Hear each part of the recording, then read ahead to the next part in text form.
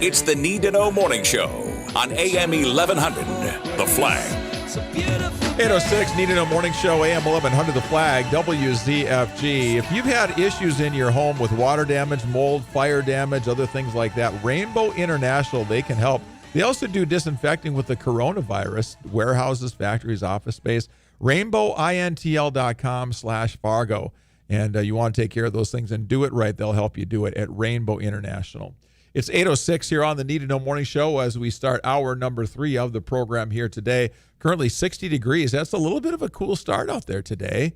And the dew points are down, though. Yesterday was really muggy in the morning. It'll feel a lot different today. Just a light wind. Going to be a really nice, cool feeling late summer day. Should be a good one. Hope you can get out and enjoy it. Well, we always enjoy a visit with Dr. Z, Chad Zimmerman from the clinic, Family Health and Sports Chiropractic. Hey, Chad, what's going on? Hey, just freshly back from a much-needed vacation to see my folks down in Iowa. So nice. Well rested and ready to go. Okay. Folks are doing well? They're doing fantastic. Great. Yeah. Great. Yeah, it's good. And getting out to do a road trip, how was life in Iowa versus Fargo, North Dakota? You know, honestly, it really wasn't much different than here. Okay. Yeah. That's good. People are kind of out and about and doing things, distancing, wearing masks. It's kind of the same story everywhere. I think. Yeah. Yeah. I talked to a buddy who went to Duluth last weekend, and he said maybe half the restaurants and hotels are open there. They've really been hit hard there. And, of course, in Minnesota, things are a little bit tighter. So it's not that way everywhere, so I'm glad you went somewhere where it was good. Yeah, it was great weather, great golf, great camaraderie with friends and family. So there you good go. Times. Yeah, very good. A lot of us this time of year are doing those projects out in the yard, maybe building a shed or doing some landscaping, things like that. It's really easy when you get to our age, 40s, 50s, 60s, to tweak something, to hurt something, that kind of thing. When do you say, let me go visit Dr. Chad, and when do you say, oh, let me give it a couple of days and see if it gets better? Unless you absolutely can't move, I'm a big advocate of people giving things 2 or 3 days because anytime you injure yourself, you're going to stimulate an inflammatory response. And that's going to take anywhere from 24 to 72 hours in order for that to complete. So your symptoms may seem like they're getting a little bit worse, but if you're functioning, usually not a big deal. And after about the 3rd day, things tend to decrease. If things persist beyond that, or if you're so hurt that you can't function at all, that's the time to pick up the phone and call. And you ice first, right? Absolutely. Always ice. Yeah. It's a chemical reaction. If you put heat on it, it speeds it up and makes it worse. It's kind of like turning the heat up on boiling water. So you want to ice it, calm the situation down. I'm also an advocate of not jumping into taking things like non-steroidal anti-inflammatory drugs right away either, because inflammation is a purposeful thing, much like a fever is, and it helps you recruit the cells to the area that you need in order to help and repair. And there's a number of studies that suggest that if you take non-steroidal anti-inflammatory drugs right away within the first couple of days of an injury, that it might actually help you heal weaker, so you're more susceptible to keep re-injuring the same area.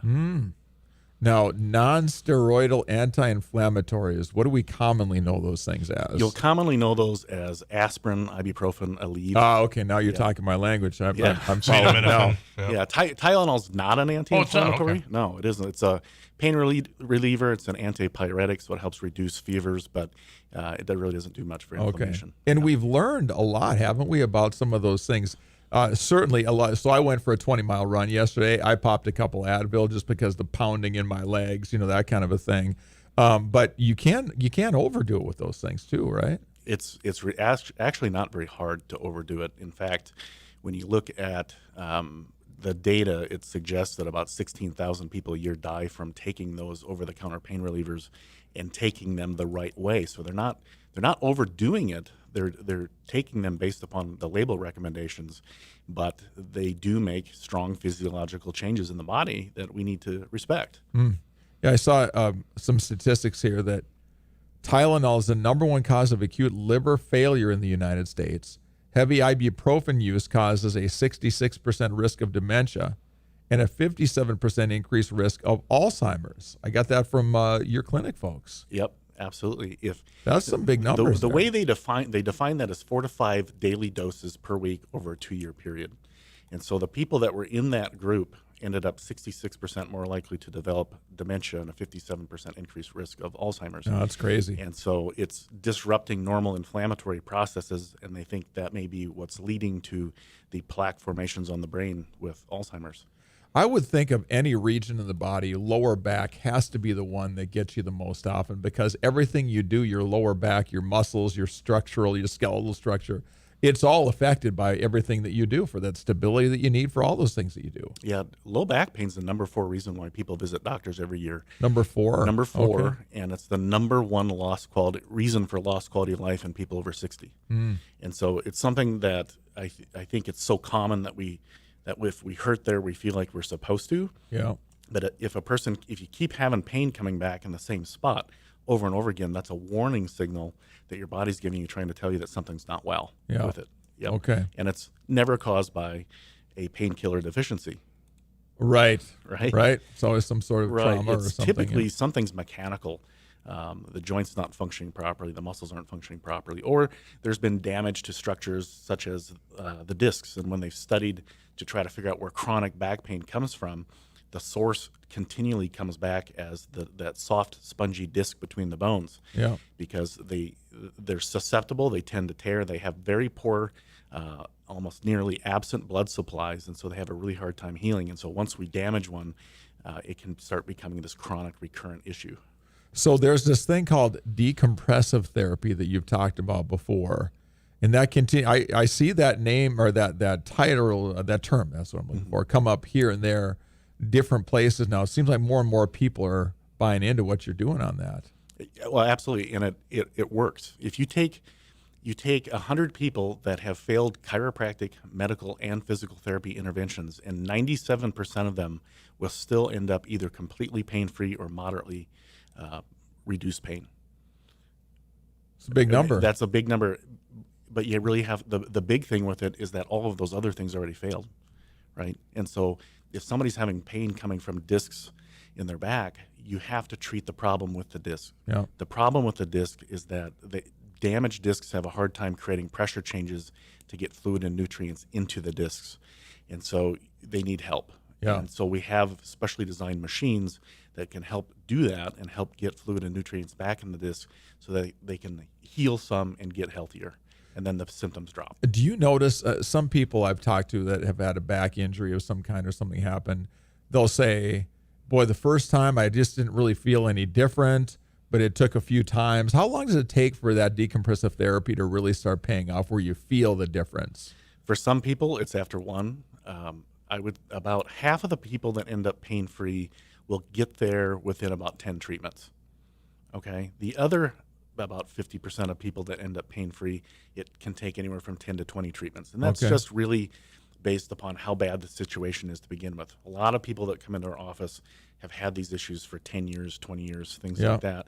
And so if there's a lot of deterioration, a lot of damage, sometimes it takes a little bit longer. But I've had people that have had sciatica down their leg for years come in and have one treatment on it, and all of a sudden the sciatica is gone. Wow, yeah. That's crazy.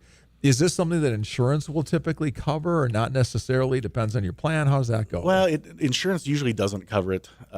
There's a few small plans out there that are starting to look at it. I've had conversations with companies like Blue Cross, and it would make sense if they did, because I think it would prevent an awful lot of back surgeries. But as things are right now, they're a little hesitant with it. But on the upside, it doesn't cost an arm and a leg to do it either. The average medical visit's going to cost you $200 or $300 just to go in and get a pain pill, whereas you can have a number of sessions on the machine for that type of money. Okay, well, so that's even better then. And honestly, if you're talking about getting rid of lower back pain that you've had for a while, an investment can go a long ways. A small investment can go a long ways. To be thankful for what you did there. Very good stuff. What's the number one thing you're seeing people about right now? Like, is there a certain seasonal kind of thing that seems to creep up in the summer? You tend to see trends. So you might go a few months without, say, a shoulder issue, and then all of a sudden you have 5 people call all at the same time with shoulder issues. So that's one thing that we've been seeing a lot more of lately is our rotator cuff issues. And I don't think most people realize that offices like ours do amazing things with rotator cuffs. If you do the right thing with a rotator cuff issue, you won't need injections and you won't need surgery. In fact, it's something like 95% of rotator cuff impingement syndromes don't require shots or surgery if you do the right things. And the rotator cuff is like 3 muscles in the shoulder? There are 4 muscles in the shoulder okay. that help support the shoulder girdle, and a couple of them are susceptible to impingement issues. And that's where the tendon itself is getting trapped and pinched in the joint. And if you do some work to loosen the joint and you do some work directly on the tendons to kind of soften them and improve their flexibility, you can get rid of these rotator cuff impingement issues. Yeah, very highly successful. So you're working over the tendon, not the muscles there. The tendon of the muscle, yep. The structure, I suppose, yeah. Yeah, the tendon is typically what produces that sharp stabbing pain in the shoulder when you try to reach or lift overhead or grab a milk jug or whatever it is.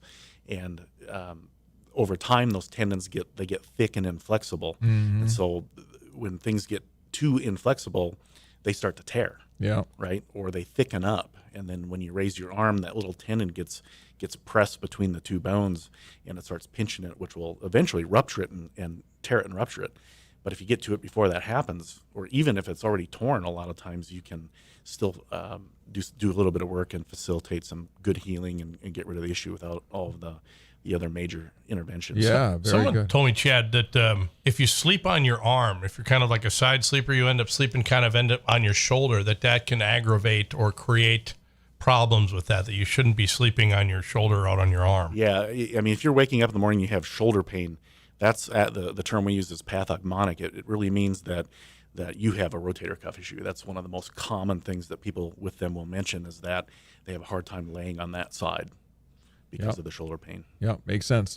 Well, anything you do over and over that's going to cause some kind of stress on something, sooner or later, it's going to happen. I would guess most people that get to 50, 60 years of age have some sort of thing that happens because of how they sleep. Because you get in habits and you do the same way every day. Oh, yeah, absolutely. I mean, sometimes it's people can get up and function during the day okay, but it's that nighttime where you're laying down and gravity shifts directions on you that it makes you realize that something's not happy. Yes, absolutely. So that brings me, do you recommend a certain kind of mattress or something, or a memory foam, or what works for people? I'm a big fan of beds you can change, because there's days that you might be stressed and stiff and you need a different level of support than days where you're exhausted and very relaxed. So personally, I have a Sleep Number bed. That's what I like. I can change it day to day. Seems like a lot of money for air, though. I mean, wow. Yeah, I think there's more options out there now in terms of that. But going in and getting one bed that's going to be one way, that's going to slightly change over time. I just don't think those work as well for people. Do you change your number fairly often? I do. Yeah. Oh, okay. I thought people set it where they liked it and they were good forever, but maybe not. Yeah, mine changes. Like I said, if I'm very stressed and I'm stiffer, then I need a different level of forgiveness with my bed. Yes. So yeah. I think that's the Ron Popeil bed you were thinking of. Set it and forget it, Stephen. Yeah. All right, Chad, good stuff. If people want to find out more about you and how you might be able to help with any of the things that are going on with them, how do they do that? Fastest, quickest way is use your mobile or electronic device. Pull us up on theclinicnow.com. Okay, theclinicnow.com. Yep. All right, Dr. Z, he's the man, the answer man when it comes to things that are getting in the way of all the fun stuff that you like to do. Get a hold of him, and he'll get you set up. Him and his team are great over there at the clinic. Good to see you, man. Thanks for stopping in. Great to be here. Dr. Chad Zimmerman from the clinic here helping us feel a little bit better, and who can't get behind that? It's 8:19 here on the Need to Know Morning Show. When we come back on the program, Alex has got something we're talking about. Fargo School is going to kind of give us the lay of the land today. Yeah, we should be fine.